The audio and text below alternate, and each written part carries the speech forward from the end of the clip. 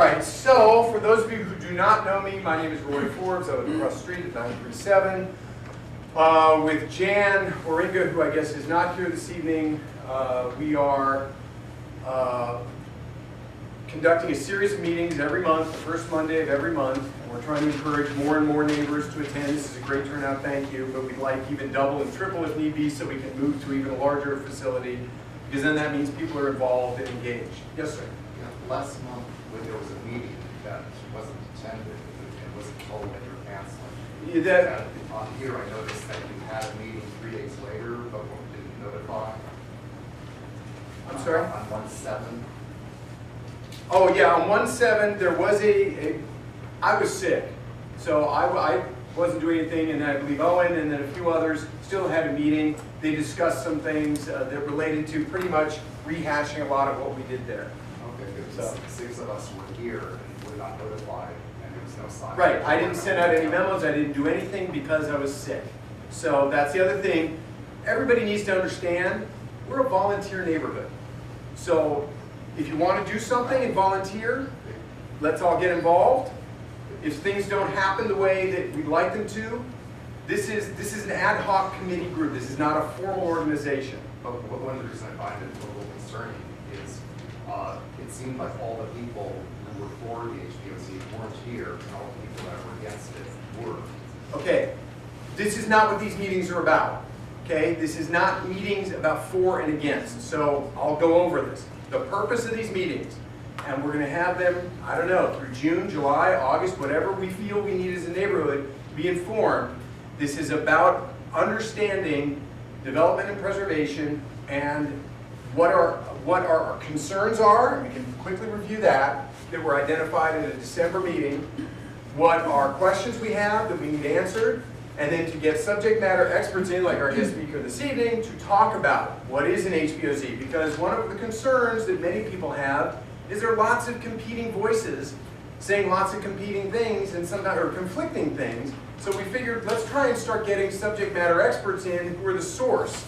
And then, wow, that was dramatic. Who are the source and then can give you the answer. So for instance, this evening our speaker, when I get to him, we'll be talking about HPOZs, what they are, what they're good at doing, what they're not good at doing. There's been the Interim Control Ordinance, the ICO. We need to understand what that is a little bit better. Then there's something called the BMO, you may have heard of, the Baseline Mansionization Ordinance. It is being revisited by the city because when it was made 4 years ago, was it, or so? 8 years ago, wow, okay, there have been some loopholes that a lot of people feel there's some loopholes that have been exploited to the detriment of their own neighborhoods, and as luck would have it, our guest speaker is involved in the process right now as the city council is revisiting what are we going to do and how are we going to tighten up, or are we going to tighten up this Baseline Mansionization Ordinance. So once we start collecting all this information at our monthly meetings, then we can go back and revisit and say, okay, now that we have this information, what are the best options available to us to address our concerns? And maybe it is going to be an HPOZ for a lot of people, but maybe for a lot of people it won't be. Maybe people will be satisfied with the pending Baseline Mansionization Ordinance revisions. Maybe they won't. The purpose of these meetings is not to take sides. The purpose of these meetings is to inform and let you make your own opinion. So to the extent that there were people there at the January meeting, I'm terribly sorry if they all seem to be one way. That was not an intention. I was curled up in a ball across the street sitting. So let's go over quickly. So at the December meeting, here were some of the things that were, and again, this is all going to be posted on the website once we get it up and running. So every month, there'll be the meeting minutes, there'll be the video if you weren't able to attend. Some people were concerned about too much regulation. An HPOZ might represent too much regulation and potentially extra fees for the neighborhood, for individuals, when you're applying for your construction permits, whatever. There was concern about the square footage, the lot size to the square footage of the home size, mansionization, privacy. Along with that, we'll get to some questions because there was some concern or questions about what exactly is a McMansion, because we hear that word thrown around a lot. What is it? Property values for current owners. So you own your current property. What if what if somebody's building something big next to you? Does that increase? Might it decrease? There was one anecdote cited by somebody Jan was telling me about a friend of hers who lives, I want to say on Mansfield, who had a very large home built next door to that person. The developer went to this person and said, "You want to sell me your home?" And no, I don't. Well, you may want to because, and it was in essential, it was kind of a blackmailing of your home value is going to go down unless you sell to me now at peak because people don't like these big boxes, whatever. So there was concern about that. Replacing visible features with similar period materials, so that was a concern expressed. If somebody's taking out, say, windows that were true to 1923, 24, when most of the homes in the neighborhood were built, and replacing them with vinyl windows, good, bad, there was a concern expressed. Somebody said you can't legislate taste. Okay, so if we try and get into the business of legislating taste, how does that work, or how doesn't it work? Affordability of mandated requirements, kind of back up here to extra fees. Concern was expressed about sidewalks. The sidewalk trees may be impacted by the nature of development. And so the parkway space and things like that. And then somebody raised the concern that the HPOZ board, and we'll hear more about, I guess, how that might work. The HPOZ board could become contentious. Personalities of the board members, pitting neighbor versus neighbor. So then we went to questions, what's a McMansion? What does our ICO, Interim Control Ordinance, say that's being proposed? What restrictions would a Brookside HPOZ have? And that, again, we will address that sort of thing later on as we all have gathered more information. What is the approval process with an HPOZ board? So you decide you want to do something to your home, you have to go to the HPOZ board. What does that look like? How much time does it add? Things like that. Okay, there we go.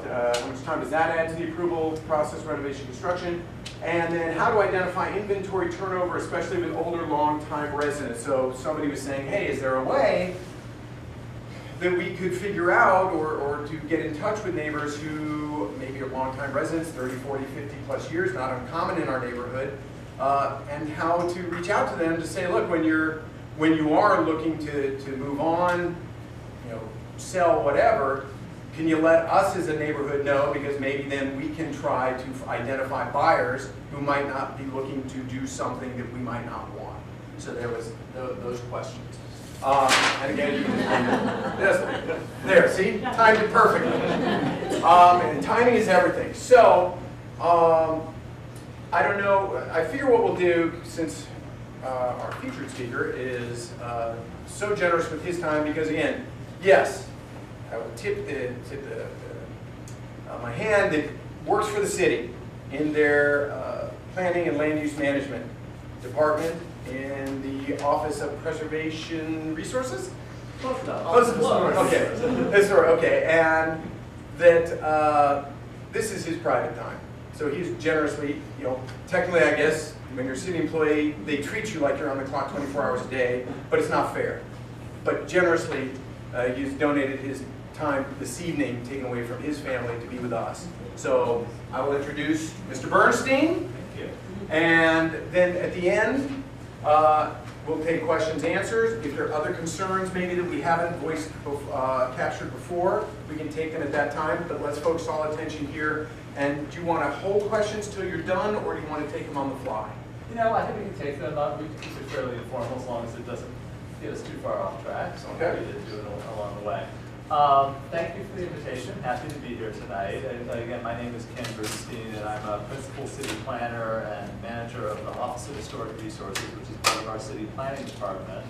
And we are the office that oversees the historic preservation programs in the city, and we deal quite a bit with these issues of preserving the distinctive character of our local neighborhoods throughout Los Angeles. And I'm happy to talk about really all of the topics that are before you, and I think it probably is a little bit confusing to those of you who are coming new to all this, because there's a lot of acronyms being thrown around: HPOZ, ICO, RFA, all of this kind of alphabet soup that we deal with in government. So I hope it's not too confusing, but I'll try to do my best to separate out what's before you currently. So I've been asked really to talk mostly about the proposed HPOZ, which is the Historic Preservation Overlay Zone. And That's kind of our bureaucratic sounding term in Los Angeles for what most cities just call a historic district. And I think many of you know what an HPOZ is and understand that, but just to give everyone kind of a base level of knowledge. And actually, I'm remembering being here tonight. I know I did how many years ago was it? At least 6. I know I did a lengthier presentation, I think, to the Brookside neighborhood a long time ago on this when this was first being discussed. So I know that this is not a new topic to at least some of you in the community. So an HPOZ in Los Angeles is a historic district, and I often talk about it that in a historic district, it is a historic designation in which the whole is greater than the sum of the parts. The historic resource really is the neighborhood as a whole is being found to be significant and has a cohesive, unified architectural character that is worth preserving. And we now have 30 HPOZs across Los Angeles. The program has grown by leaps and bounds since I started getting involved with it really in the late 1990s. The first HPOZ goes back to 1983, Angelino Heights near Echo Park, which has our highest concentration of Victorian era architecture in the city. But we've got HPOZs that have just about every type of architecture known to Los Angeles, from craftsman movement, arts and crafts architecture, Spanish colonial revival architecture, even modernist HPOZs from the post-World War II era. We have 2 of those, one in the North San Fernando Valley, one in the Mar Vista neighborhood, the Gregory Hain Mar Vista tract. Some of these are huge. The largest is about 4,000 structures in the Highland Park, Garbanza neighborhood in Northeast LA. Some of them are very small. The AIM tract, for example, is about 50 homes. So, and we have everything in between. Many of you know Hancock Park and Windsor Square, near where we are tonight. Both of those are, I think, a little more than 1,000 homes. So the HPOZs in the city are extremely diverse in terms of types of architecture. They are diverse socioeconomically as well. Many of the neighborhoods are perhaps wealthier in terms of their profile, but some of them are, many of them are more middle-class neighborhoods. Some of them are tremendously diverse and actually have high levels of poverty. We have neighborhoods such as Pico Union and Lincoln Heights that are HPOZs and are dealing with significant economic challenges. So that's by way of background, the range of our HPOZ program.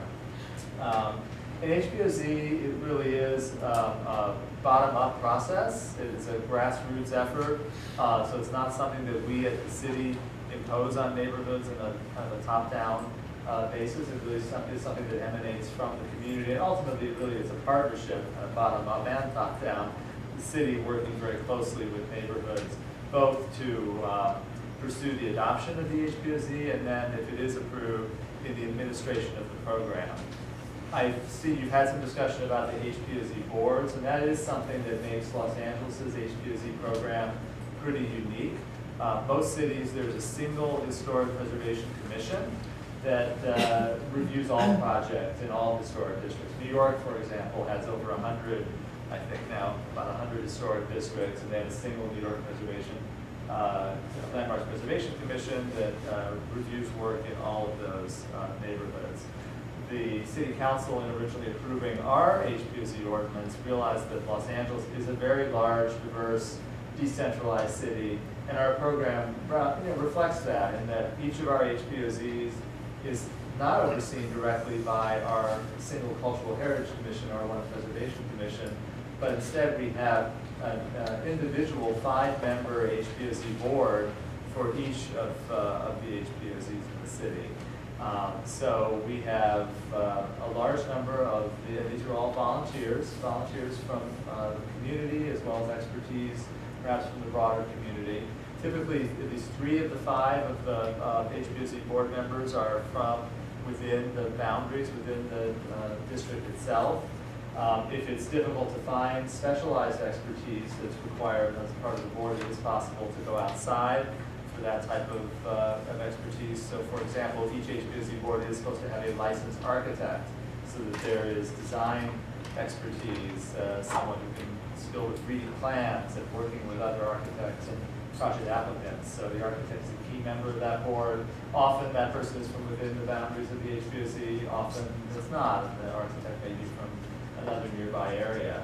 We also have a real estate or construction representative on the board to give that kind of reality check, if you will, and kind of a basis in knowledge of either the real estate market or construction techniques. So you sometimes have either a local realtor or a contractor sitting on the board as well, along with community members. And community members should be those who are active and we hope interested in historic preservation. No experience is necessary, though many of our board members do have a very high level of expertise in historic preservation.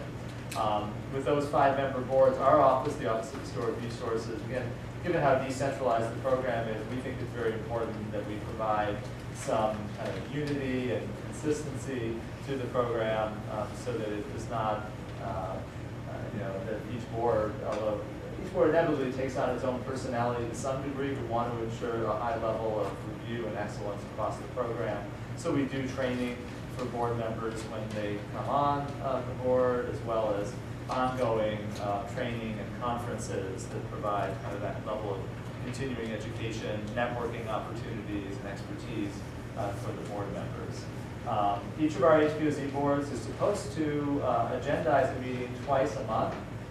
The idea is that an applicant won't have to wait a month or more to get on an agenda and have their day before the board. In practice, depends on the size of the area. Many of our large HPOZs do meet twice a month. Some of our smaller areas where there's not a lot of development activity, may cancel meetings, sometimes a few meetings in a row may not occur, but they're supposed to be, they're meeting on a regular day, say the 2nd and 4th Wednesday of the month, and if the meeting's canceled, we post an agenda that the meeting is not going to happen. But there's that opportunity for the boards to review projects.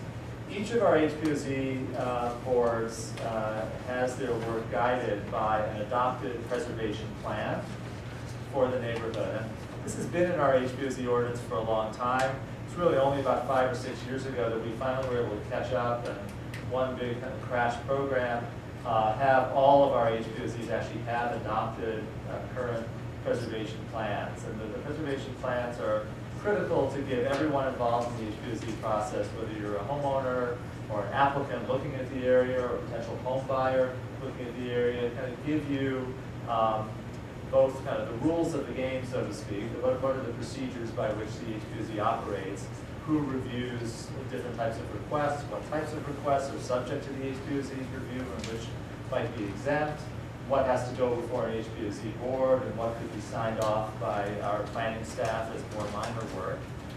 So that is all in the preservation plan.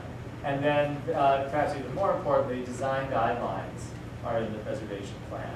And those design guidelines ensure that you know up front what is recommended and not recommended for different types of projects. And it gets down to very specific types of projects, whether it's windows, doors, front yard work, new infill development in the neighborhood on vacant lots, second-story additions.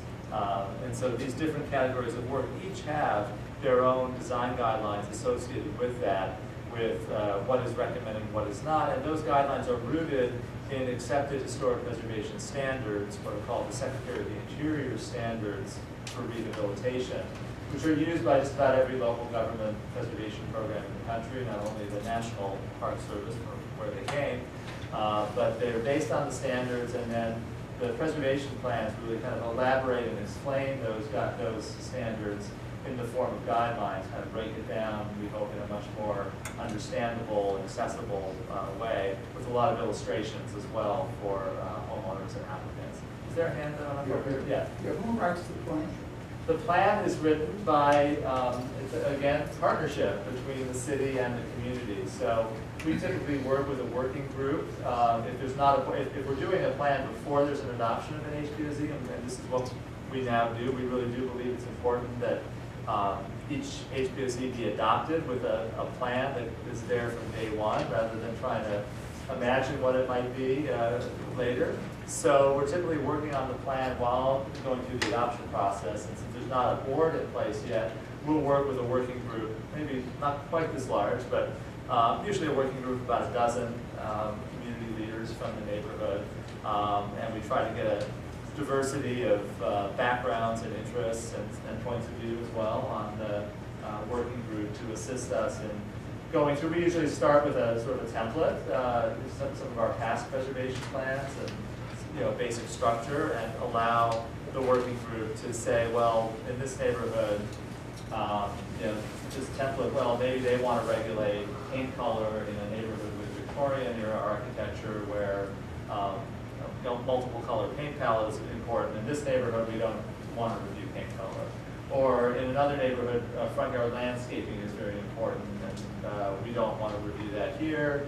But in this neighborhood, we're very concerned about second-story additions and the scale of those additions, and we want to be more specific in this way. So it's kind of using a starting point, kind of a template, and then tweaking it from that point to really reflect the common consensus in the community, as well as often the architectural styles that are particular to the neighborhood, maybe being more specific. So that I mentioned the Gregory Aim or Vista track, a modernist HPOZ, those guidelines look a little different, obviously, than a craftsman neighborhood in another part of the city. There was also distinctive landscaping in that neighborhood that there was concern about preserving by a notable landscape architect. So that process would happen then as we're going through the HPOZ approval process. Yeah. I understand you have a working group, but at what point does the neighborhood have an opportunity to vote to say whether they agree with these or not? Well, so it's hard for the whole neighborhood to write it together. So we have a smaller group writing it, and then we have public workshops and public hearings as we go through the adoption process. So at the end of drafting the preservation plan, we would come back to the neighborhood with first a workshop to share the draft plan and comment from the neighborhood, and then bring that through the public hearing process. So there'd be an additional public hearing in the neighborhood, and then a number of commissions and city council meetings. It goes to the Cultural Heritage Commission, which is our office staffs that commission, it's the city's Historic Preservation Commission, the City Planning Commission, and then the City Council. First it actually goes to a committee of the City Council, called the PLUM Committee, Planning and Land Use Management Committee, then the full City Council. So there's actually 4 sets of formal hearings on this, even after there's 2 opportunities before that in the neighborhood to comment. From application to adoption, what's sort of a time frame? Application and kind of initiation of the HPOZ. It's at least a year from the time that we kind of start work on it. I think generally we're doing 6 new HPOZs right now, where we're going through this kind of working group process that I described, and we're anticipating some of them started late last fall, some of them we've just started in January, and we're anticipating getting to our commissions late this year, like November, December, and probably City Council around January of next year. So it really is even moving pretty quickly, just having to work through the preservation plans and taking it through all the required steps with public notice requirements that we have in the code and so on. It takes about a year from that point. Having said that, there's some preparatory work even before you get to that. We do also need to have a completed historic resources survey of the neighborhood, which is kind of the prerequisite to become an HPOZ. The survey really defines, first of all, whether the area is eligible for HPOZ status, and it determines which properties are what are called contributing structures or contributing elements to the HPOZ and which are non-contributing. Those that are contributing are the homes or properties that are mostly intact from the original period of development of the neighborhood, what's often called a period of significance. Those that are non-contributing either have been dramatically altered since that time, or they may have been built much later after that period of significance. So we did a preliminary survey of the area as part of our citywide historic resources survey, Survey LA, which was a partnership between the city and the Getty. We've been surveying the entire city. And this neighborhood did have about 70% contributing structures based on the Survey LA survey, which does indicate that it appears eligible to be an HPOZ. to kind of take that survey to the next step, we do typically, because we need a little more information in order to ultimately administer the HPOZ and guide the board in making day-to-day decisions on the HPOZ. So we ask for a little higher level of specificity and research and documentation on each property beyond what we could do in a citywide survey. So we're working with some of the other proposed HPOZ neighborhoods, and some have already completed their supplemental survey, some are just doing that now, and I believe the same would have to happen in Brookside. Sometimes that's paid for by the council office, sometimes it's paid for by the community, sometimes it's a mix, sometimes neighborhood councils kick in to do that. But our office would work with you to obviously use our survey as a starting point to guide you in terms of what additional information would be needed. Yeah. What is the threshold? You said we were about 70%. There's not, the HPOZ ordinance doesn't have a set cutoff, but typically when you get below about 60%, you start to erode a sense of cohesiveness, kind of that sense of place in a neighborhood, because you're seeing a lot of interruptions, just a lack of consistency in the neighborhood. And there's not a set percentage because it may depend as well kind of where the non-contributors are and how they relate to the contributors. So there's a qualitative aspect to this in addition to a quantitative aspect. But at 70%, that's, I think, good and pretty strong enough that, and just from my knowledge of the neighborhood, it does appear to have enough impact to be considered as an HPOZ. We have some HPOZs that are even a little below 60%, but for various reasons, it still have unique characteristics that were worth incorporating as an HPOZ. Yeah. Am I going to get you off topic if I ask a BMO question? Let me finish. That's kind of a separate topic. Let's finish with the HPOZ topic, and then we can move on. The 70% you're talking about single-family houses or all of them? Of all properties. All properties. Yeah. I've lived in Brookside for 50 years, my neighbor has. They keep talking about historic areas. We're unfamiliar with that. I lived in what's called Brookside now 30 years when it was Los Angeles. Then we developed the name for real estate purposes. I don't know if it was you. When was it developed? About 20 years ago. No, it was actually a local action group started in the 70s. We joined the Winter Square and Park Park, Fremont Place to control development on Busher Boulevard, called the Park Mile specifically. From that political action group, we formed Owen Smith, Winifred Smith, who was our first president, and I and a couple other neighbors got together after it was registered as a political action group called South Brookside. We dropped to South and became a homeowners association. And Owen started the Wilshire Association of Responsible Neighbors, WARN.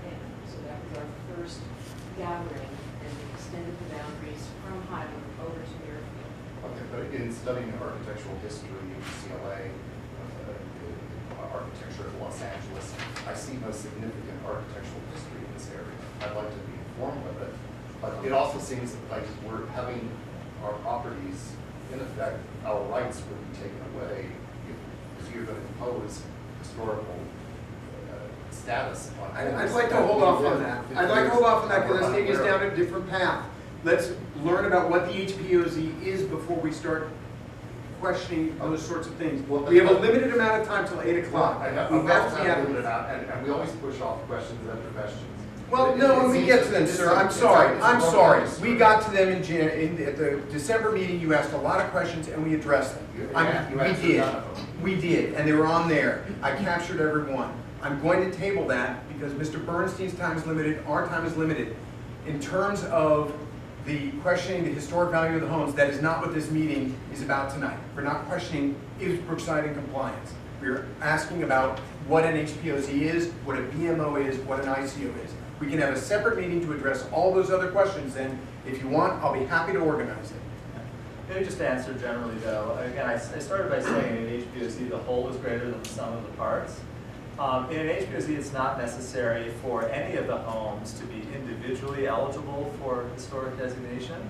So and this is the case in many of our HPOZs, that maybe there were one or two in some of them, but again, it may be that none of the homes individually would meet our criteria for listing in the National Register of Historic Places or as a city landmark, city historic cultural monument. But what is significant is the overall grouping as a reflection of the development of the city, as a reflection of our architectural style, or multiple architectural styles. So it's really the kind of cohesiveness, the intact nature of the grouping that is significant in many of our HPOZs rather than the individual kind of architectural specimens, if you will. Well, I don't know if these could be passed out to everybody and have their attorneys look over it, because it looks like there's going to be a nightmare of legal problems, statutory problems, you know, one after another. It seems like the city of LA has tons of regulations already to protect people. You can't build a high-rise in the neighborhood. You can't have businesses in the neighborhood. Yeah. Right. We're So- not there yet. Yeah. We're not voting on it. This is not pro or con HPOZ. So there were some questions about fees and regulations. So most of the projects that we review under the HPOZs, we review under what is called conforming work. And this is a category of work that is in conformance with our preservation plans, or that is below certain thresholds that are in the HPOZ ordinance. More than 90% of what we see day to day coming to us is approved, either exempted altogether or approved under conforming work. Conforming work does not have a fee associated with it. So, in fact, you know, we've gotten some criticism over that because we felt it's important to, you know, have no fee for the program. Actually, the city council has agreed to subsidize essentially the HPOZs. Staff time is going into reviewing these cases, and we're not recouping any of those costs from property owners. And the reason we think that is important is that we want to reward those who come forward and are restoring homes or clearly in conformance with their preservation plan, and reward them with a very expedited and really, you know, free in terms of our process. Obviously, you pay for building permits as you would for any work in the city, whether you're in an HPOZ or not. But there's no fee associated with most of what we're reviewing as conforming work. There is a category of cases called certificate cases. It's either called a certificate of appropriateness for a property that is a contributing structure, or a certificate of compatibility on a property that is a non-contributing structure. And for those are larger requests. Those would be much more significant alterations, a larger addition of above 250 square feet. It might be a demolition or partial demolition. So that type of work would require a certificate of appropriate certificate of compatibility. We have a sliding scale of fees depending on the scope of the project, anywhere from around $750 to in the high 1,000s, I think, to over $1,000 to $2,000, depending on the scope. Again, those fees are much lower, even though that sounds high. In many other single-family neighborhoods of the city that are covered by a specific plan or other types of planning regulations, the fees can be in the several $1,000s for doing work. So again, we're not collecting anywhere near the full cost of processing those cases, again, recognizing that many of our HPOZs have homeowners of limited means. But it is at a level of review. You would be presenting to an HPOZ board. The HPOZ board in most cases is advisory. While you have neighbors that are on the board, in most cases they are not the final decision makers, but they are advising our planning department staff, which also attends each of the HPOZ board meetings, and would be writing up the final determination on those certificate cases. Most conforming work cases, we have up to 21 days to sign off on conforming work requests. Most of them take actually considerably less than 21 days. The certificate cases, we have 75 days to act on those. Those do require us to write a detailed written determination with findings that are rooted in the preservation plan. So we have to show, we actually go through literally each and every one of those guidelines to show whether the request does or doesn't meet the guidelines and issue a written determination on that. That's the process. We try to keep it as accessible and non-bureaucratic as possible. Obviously, we have a lot of HPOZs to staff, but again, part by bringing the program into the neighborhood through the HPOZ board, having staff present in the neighborhood. You're able to at least develop a relationship with the board, with the planner, get to know your preservation plan, and make the process a little bit more accessible and demystified. Okay. Yes? Since there is such a history with HPOZs Valley, is there, do you have any knowledge of what it's done to property values? Yeah, it's difficult. It's difficult to do studies on this that are reliable because trying to isolate the impacts of the HPOZ from a lot of other impacts that may be causing changes in property values can be very difficult. But I think it's fair to say that the HPOZ neighborhoods have done very well in terms of property values compared to non-designated neighborhoods that might be adjacent. And you can look at any number of neighborhoods and compare them with other nearby neighborhoods, whether it's the Carthay Circle neighborhood or South Carthay neighborhoods, the cohesive 1930s Spanish colonial revival neighborhoods compared with some of their neighbors to the north, or Miracle Mile North, your third of La Brea compared with some of their neighboring communities. Some of the West Adams area neighborhoods that are designated versus other nearby areas. We've seen tremendous interest recently in the Jefferson Park neighborhood near USC since they became an HPOZ. Property values have been very strong. So again, it's difficult to be definitive on that, but that is consistent with also research on historic districts around the nation in terms of impacts on property values. I heard just the opposite. That real estate in LA has a tendency to rise and rise and rise.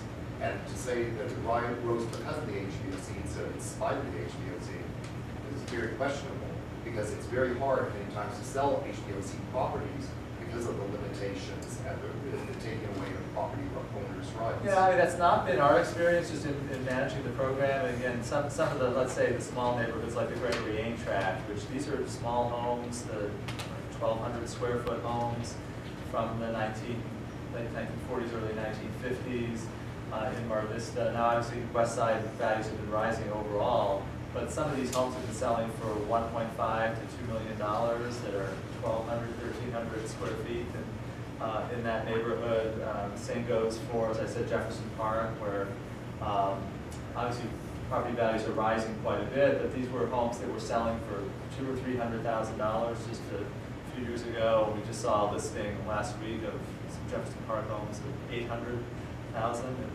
in that area. So again, it's difficult to be definitive. But isn't that a location issue? You take that's why I'm saying this neighborhood, you take them to Cal City, they sell for $50,000. It's They're $1 difficult. million plus because of the location. It's difficult to isolate the impact of the HPOZ, like I said, but I think if you can compare often homes within the HPOZ and let's say a quarter mile away outside the boundary, and look at some of those differences. I think Angelino Heights is a great example of that, because Angelino Heights is a very small area around it, on HPOZ, and there is no question that those homes are in Angelino Heights, who are protected by the HPOZ, are worth considerably more than the homes surrounding it. I can give you the data. Are they nicer homes? Because of the HPOZ, yes. Angelino Heights was one of the first. Let's not get into the debate, please. I just want to stick to this So, because we also want to there get to was the some BMO. questions. Yeah, and let me And we start only have with 15 minutes. Okay, because let the me library start kind of closes. moving off HPOZ. So there were questions on what is HPOZ, what are they good at, what are they not good at, and I think the way I would put it is, and we're not here, we have a lot of HPOZs, as I said, we're doing 6 more, we have demand for a lot of other areas, so it is actually difficult for us to keep up with the demand of the current program. So I'm not here tonight to say, please give us an HPOZ. We want to do whatever is best for the preservation of the neighborhood, and that's something that you as a neighborhood really need to help decide collectively.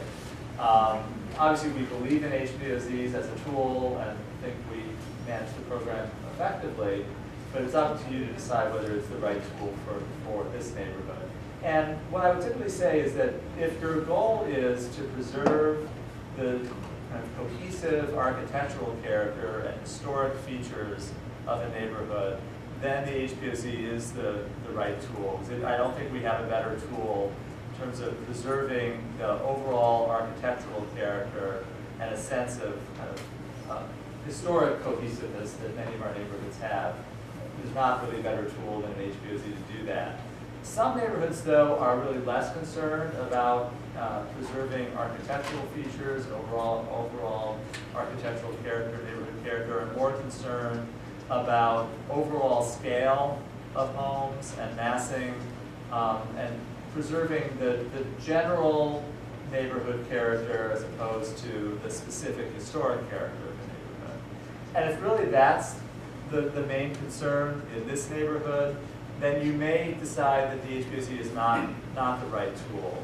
And you may want to look at another zoning tool to limit the bulk of homes, scale of homes, massing of homes, and not get into the architectural review under a preservation plan, that level of design review rooted in the Secretary of the Interior standards. If really all you're concerned about is limiting the term McMansions, mansionization, if that is the main concern purely, then there may be other tools that are more tailored.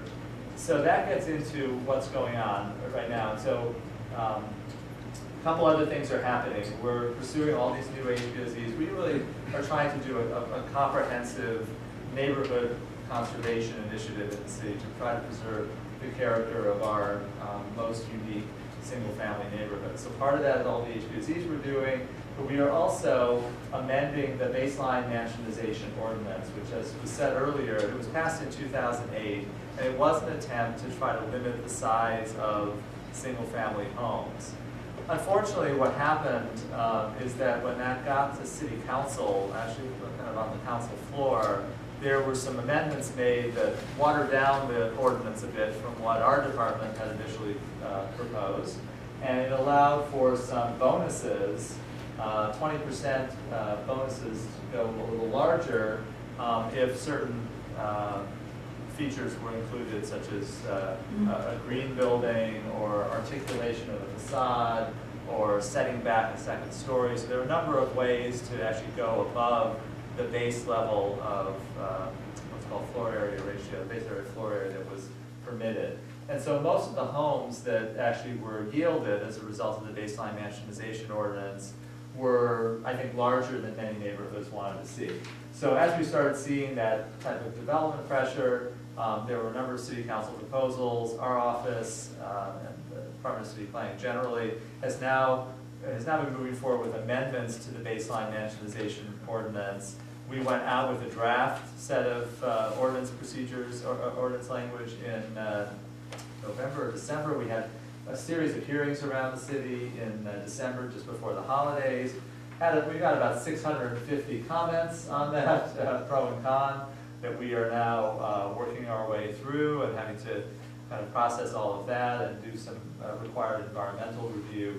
We were anticipating making some tweaks to what we put out in December based on some of the public comment, and going to City Planning Commission in May with the proposed amendments to the Baseline Mansionization Ordinance. So that would limit further the size of homes to some degree. That's we call it baseline because that's something that applies citywide. It's not tailored to this neighborhood. It's a set of citywide regulations meant to somewhat, ratchet down a bit at least, the size of single-family homes that are permitted in different single-family zones in the city. So that's the Baseline Mansionization Ordinance. In this area, you also have a proposed Interim Control Ordinance, or ICO, that Councilmember Rue introduced. And I believe there was preliminary approval of the ICO, but I don't believe the final ordinance has come back yet. So that is being developed. That's what I was going to ask. Is it still with planning and city attorney Yes. drafting? Yes. Do you have any estimate when it will come out and I don't. actually go into effect? Yeah, I apologize. I'm actually not the one working on that. Some of my colleagues in the Code Studies unit have been working with the city attorney on that. I think it's pretty close, but I apologize, I don't have a date that I can give you. So you can keep in touch with our department and the council office, but the actual ordinance language has to come back. When that goes into effect, I think it's important that now, before the ICO goes into effect, that it's great you're having these meetings because you want to have a consensus going in as to what you're going to ultimately replace the ICO with, because the ICO will be in effect for 2 years maximum. Actually, put into effect for 45 days and then almost immediately gets renewed for up to a 2-year total. And we have 20 ICO areas in the city right now. 6 of them are getting an HPOZ. 14 of them didn't want an HPOZ or didn't have the cohesive historic character to do that. 14 of them are getting replacement, more tailored single-family zoning that we are developing through a separate process called Recode, which is our overhaul of the city's zoning code. And I think the idea would be that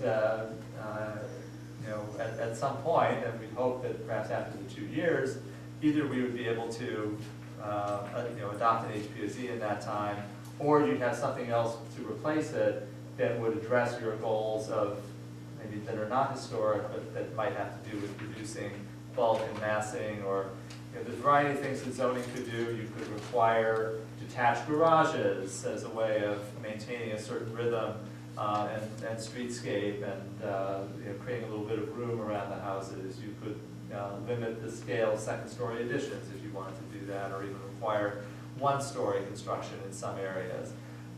Variety of choices that would be available to you through different types of zoning regulations that aren't an HPOZ. So that is an option that is open to you as well. We have some existing tools on the books.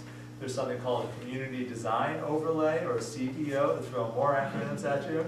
A CDO we have in some of our areas that didn't want an HPOZ. We have one in Echo Park, for example. Angelino Heights has an HPOZ. Echo Park has a CDO where we put in place, their percentage of contributors was kind of borderline. They were closer to 50%.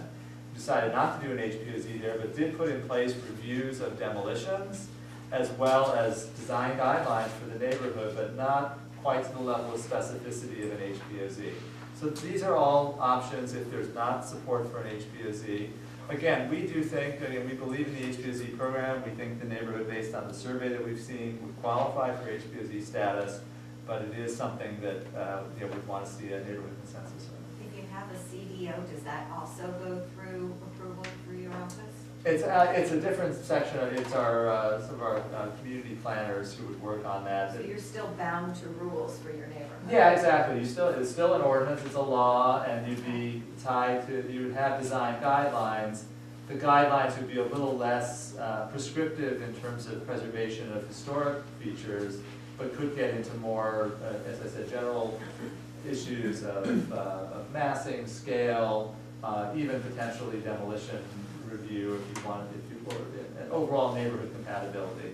So, yes. Is there a provision for hardship exemptions?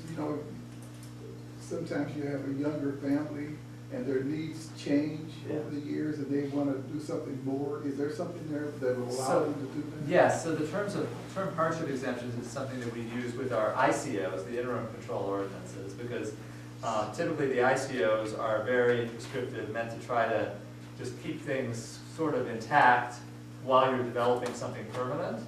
But sometimes that doesn't work for the reasons that you say. There's a family that has an immediate need, or there's some other, whether it's economic hardship or something peculiar to the property where the limitations can't be followed strictly. So there is a process for a hardship exemption, which goes actually directly to the city council, bypasses any of the commissions. Under our ICOs, there's a hardship exemption.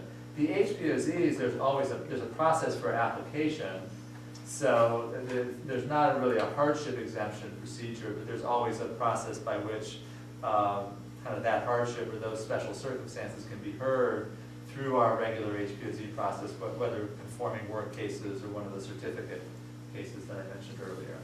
Yeah. And how long does the CDO process take? It would probably take about the same amount of time. So again, you're still going through a similar procedure of having to develop neighborhood consensus, series of public workshops and hearings, just have to still develop guidelines. So it would likely take a year or so. Again, none of this is really, and I'm saying this, none of this is officially kind of on our to-do list right now, the work program that we get, the funding we get. The staffing in our HPOZ unit right at the moment, we have 6 other HPOZs that we're processing, again, through most of this year. So realistically, we'd have to kind of get those off of our plate to be able to process additional new HPOZs. And there are several, we're having these conversations in a few other areas of the city as well that have been waiting, in some cases, several years for new HPOZs. So just to be realistic about it, it's not, if we come out of here, everybody wants an HPOZ, we won't be able to start work on it, tomorrow. So. All right, we are nearing our 0 hour where we have to get out of the library.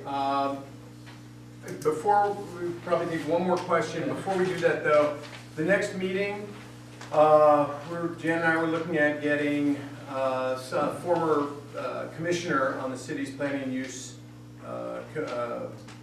department and having that perspective, and then getting someone who has started an HPOZ to understand how their process is going. I understand they're actually redoing their HPOZ from when they initially started it, so clearly they've run into some issues that didn't work for them and they're trying to redress that. So if there are other topics that you want, let Jan or me know so we can reflect those with guest speakers in the coming months. One last question for Mr. Bernstein? Otherwise, thank you so much for your time. And then if people have any questions, can they shoot an email to, I'm sorry, her name is Heather Guth? No. Naomi? Naomi, sorry. Yeah, Naomi. so Naomi Guth is the head of our HPOZ unit. It's naomi.guth@lacity.org. And my email is ken.bernstein, ken.bernstein@lacity.org. Yeah, so if you have any questions, yep. Email Ken, email Naomi about those things specifically. Again, we're going to have the brooksider.net website up shortly, so if you do email and you have questions and you want to post those on the website, you'll be able to do that in an information and dialogue exchange. Yeah, I do have our basic brochure on kind of the basics of the HPOZ program here. Now, I know we tried to cram a lot into 1 hour.